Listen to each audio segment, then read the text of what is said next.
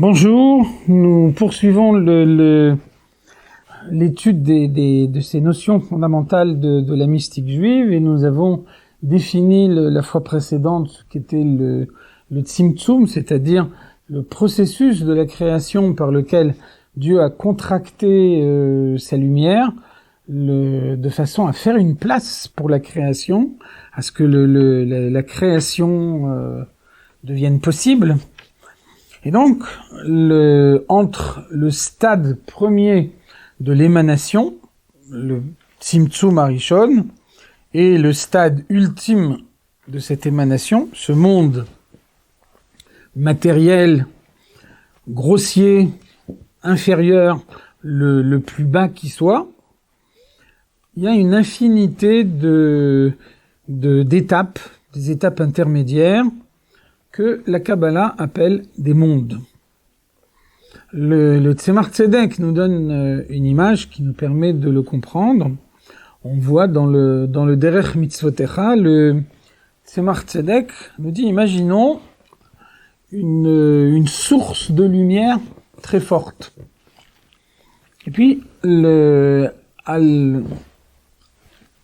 à partir de cette source de lumière, on va placer une succession de rideaux.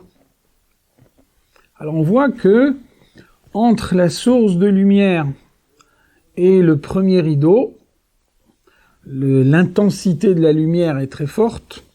Ensuite, entre le premier rideau et le deuxième rideau, cette intensité se réduit. Entre le deuxième et le troisième rideau, elle est encore plus réduite. Et puis, il arrive un moment où on a mis tellement de rideaux que l'endroit devient totalement obscur. Pourtant, cette obscurité n'est pas une réelle obscurité. Cette obscurité, c'est en quelque sorte une lumière négative. C'est la lumière qui a subi un certain nombre de contractions qui fait que on ne perçoit plus sa nature véritable. Pour le vérifier, il suffit d'éteindre la source de lumière, et à ce moment-là, on s'aperçoit que l'obscurité est la même entre tous les rideaux à la fois. Donc, lorsque Dieu a réduit l'intensité de sa lumière pour que l'existence du monde devienne possible, alors dans un second temps, il a également jalonné l'intensité de cette lumière, et donc par définition la distance qui sépare deux rideaux est considérée comme un monde, puisque après, lorsqu'on passe le rideau suivant, l'intensité de la lumière va être complètement différente, et donc à ce moment-là la manière de concevoir ce monde, la manière de le faire fonctionner sera différente également en fonction de sa capacité d'absorption de la lumière divine. Donc, nous comprenons de cette image qu'il y a une infinité de mondes.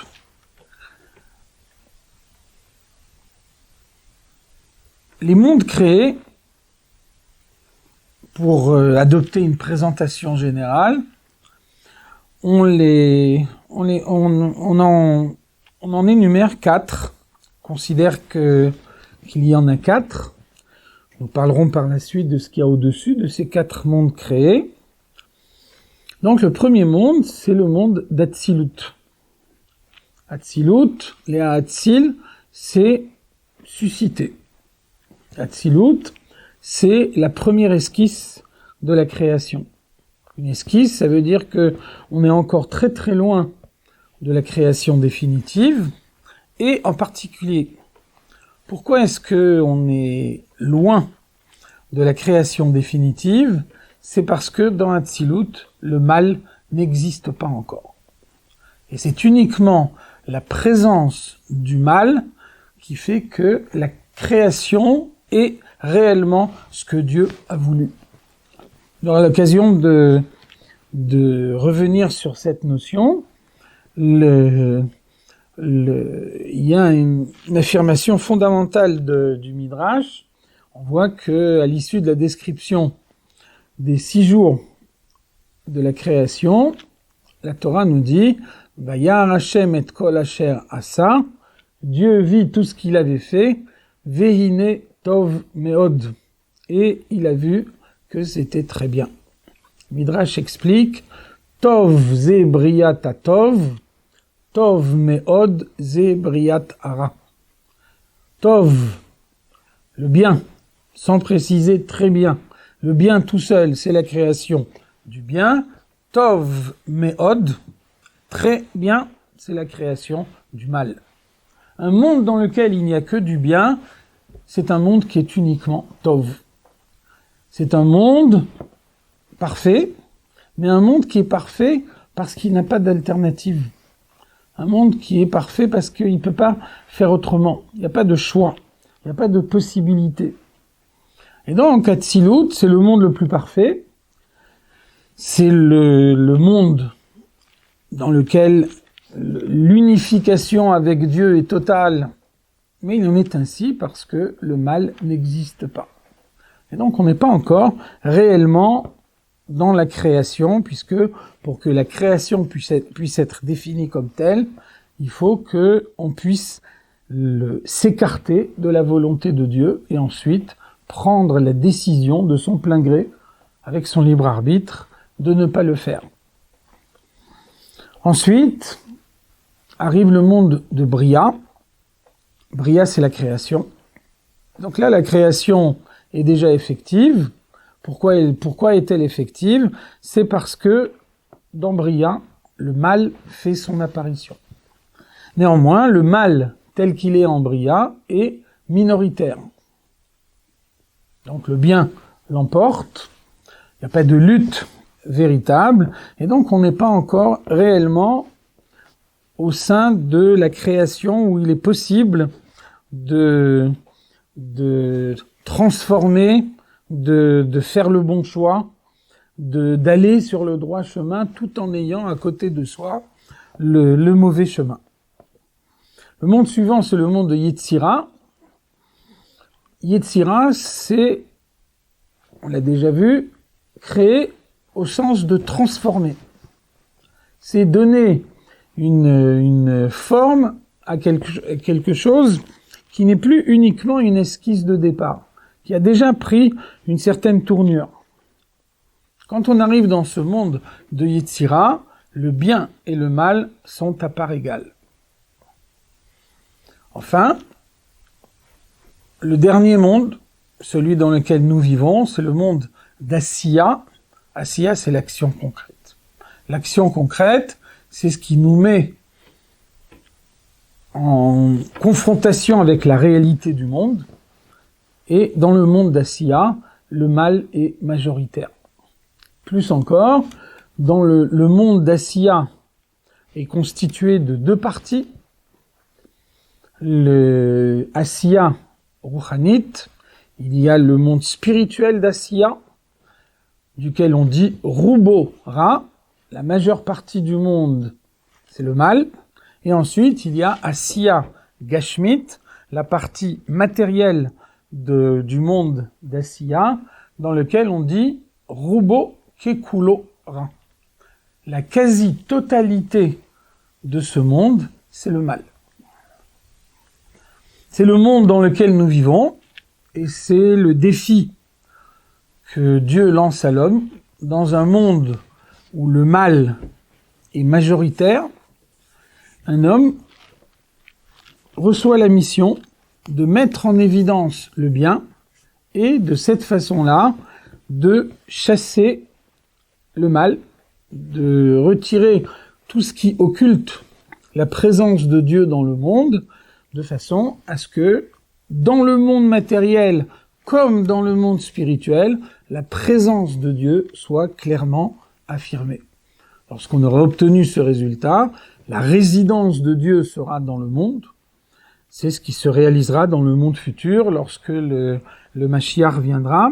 En attendant, le moyen d'obtenir ce résultat, c'est de lutter contre le mal de façon à ce qu'il ne voile plus la présence du bien. Vous voyez que dans la Kabbalah, le mal s'appelle Klippa.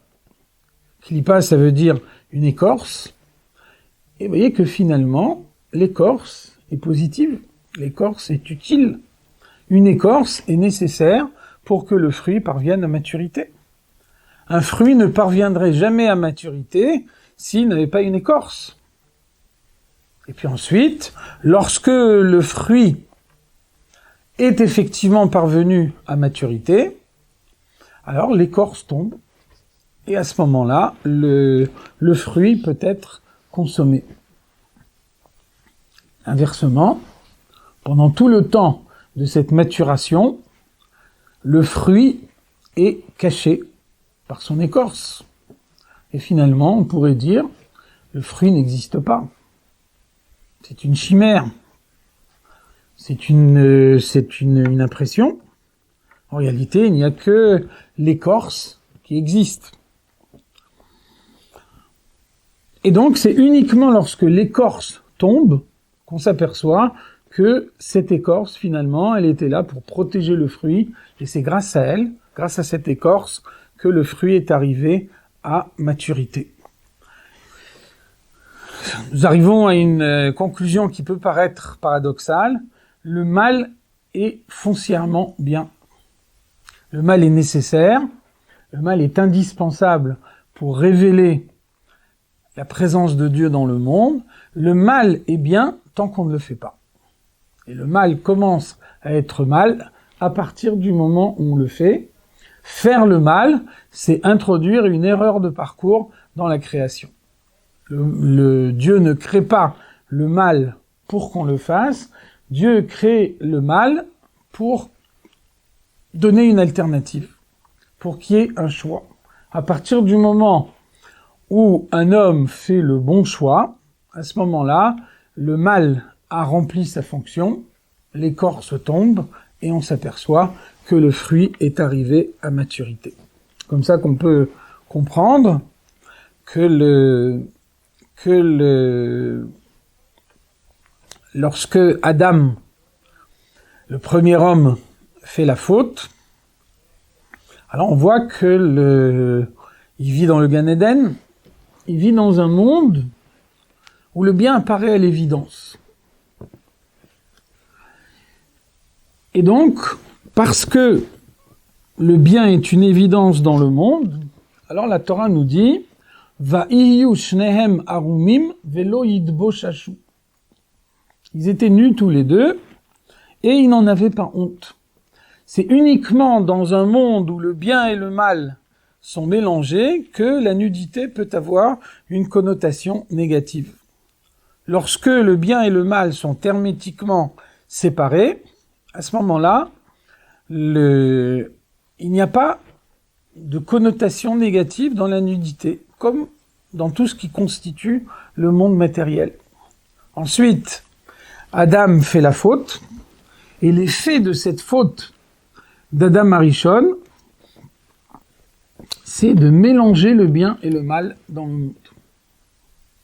Lorsque le bien et le mal sont mélangés dans le monde, alors première réaction d'Adam, il va s'habiller. Tout d'un coup, du fait du mélange entre le bien et le mal, on ne peut pas éviter une connotation négative de la nudité, et il faut donc la couvrir. Et c'est comme ça qu'on peut comprendre la suite du verset qui nous dit,